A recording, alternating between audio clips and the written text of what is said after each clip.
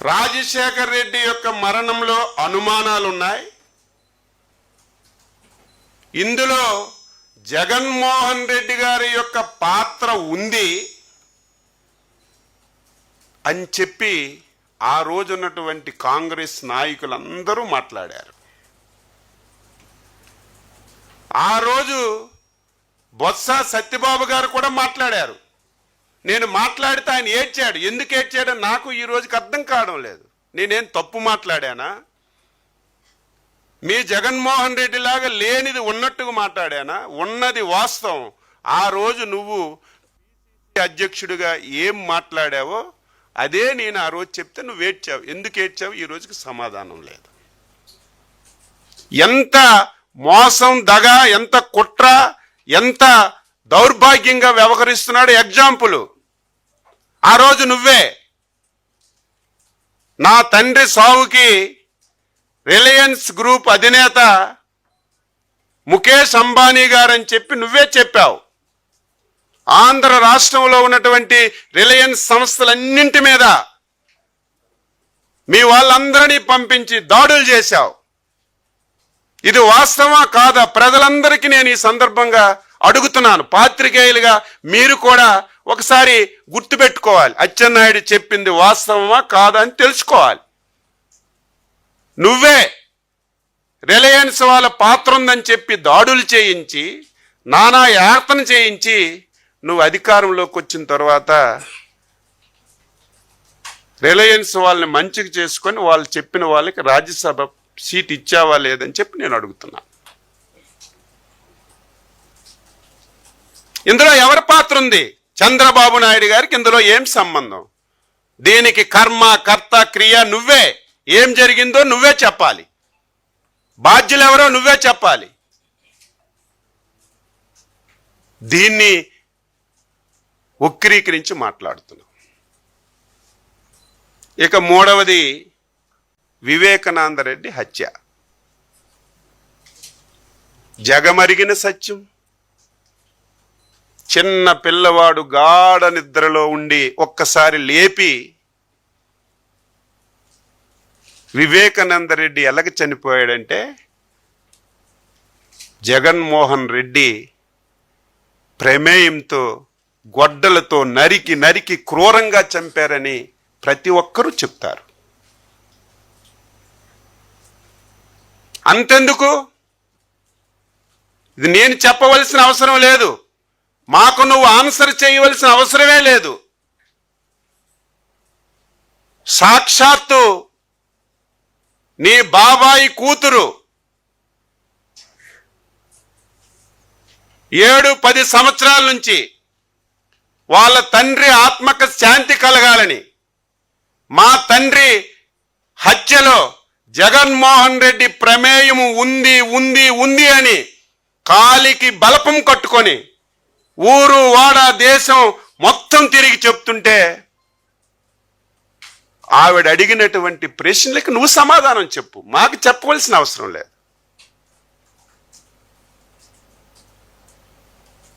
కనీసం మేము అడిగిన దానికైనా ఇన్ని రోజులైంది. ఒక్క రోజైనా సరే నువ్వు సమాధానం చెప్పకుండా దీన్ని కూడా నువ్వు చంద్రబాబు నాయుడు గారి ప్రమేయం ఉంది.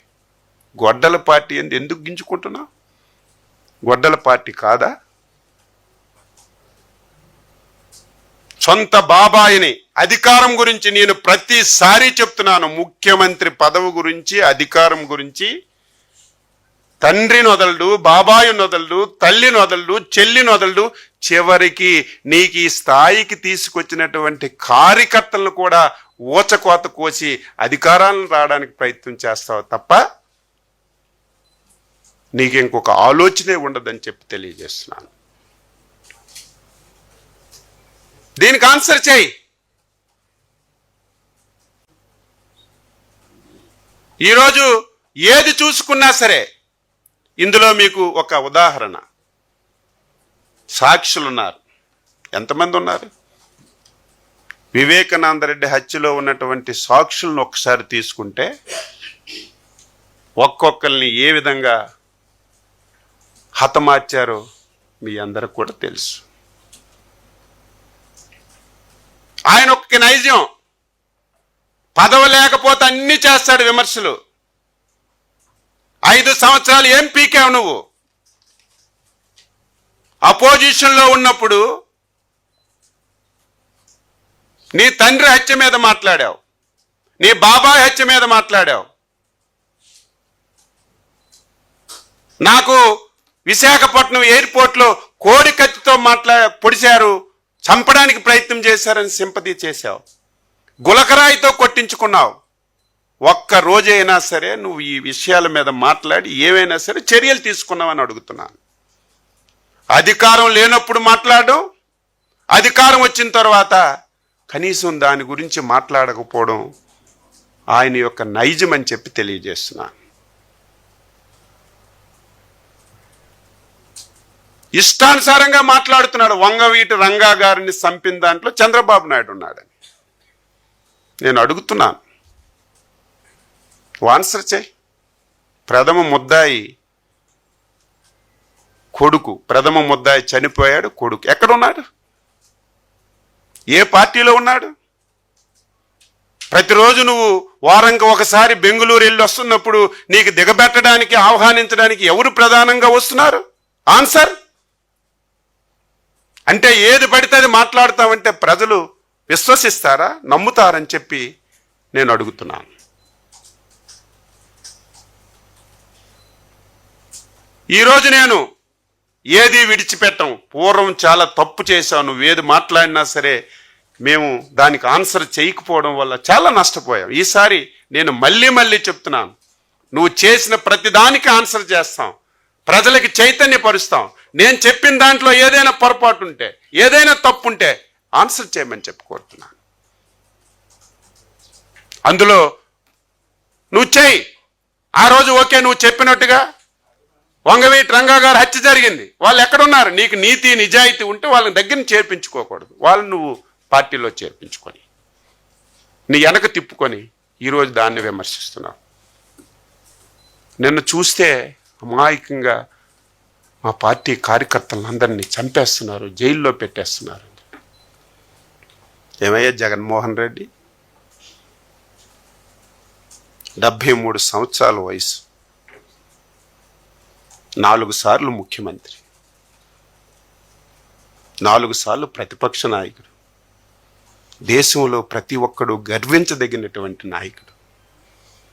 కనీసం నువ్వు ఈ తప్పు చేశావు,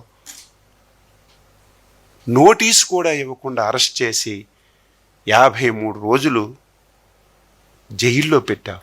ఆన్సర్. అంతెందుకు, నేనేం తప్పు చేశాను? తెలుగుదేశం పార్టీకి, చంద్రబాబు నాయుడికి నమ్మి బలంగా నువ్వు చేసిన తప్పులు ఎండగట్టడమే నేను చేసిన తప్ప. ఆ రోజు సర్జరీ చేసుకుంటే 700-800 కిలోమీటర్లు నన్ను నరకయాతన చూసి 83 రోజులు జైల్లో పెట్టావు.